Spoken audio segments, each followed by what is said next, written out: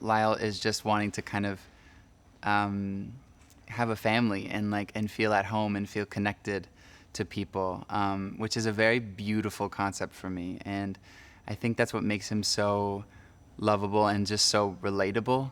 Because I think he's like, yeah, the spotlight is beautiful and it's cool, but like it's really like love. That's the reason that I sing, is when I feel comfortable, when I feel accepted, is when I want to sing. And I think it's a genius and universal feeling. So I just think I relate to him a lot.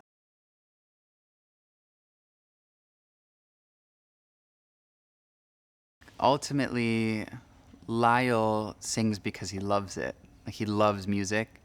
And you can kind of see how music is like, well, it is his language. It's the way that he's communicating to the humans in the film, which I also feel like I relate to a lot. And I think he is just doing it to kind of communicate his love. And I feel like that's similarly to how like humans make music. That is the way that it kind of comes through the best, is when it's about communicating truth and communicating love.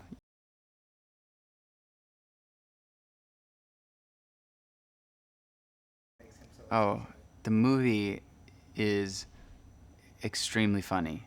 It actually took me by surprise how funny it was, because his demeanor as a crocodile is so relaxed and small.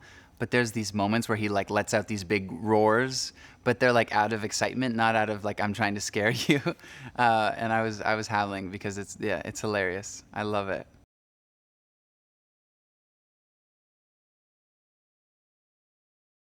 Paul and Pasek are genius, and I think they're so incredibly collaborative too.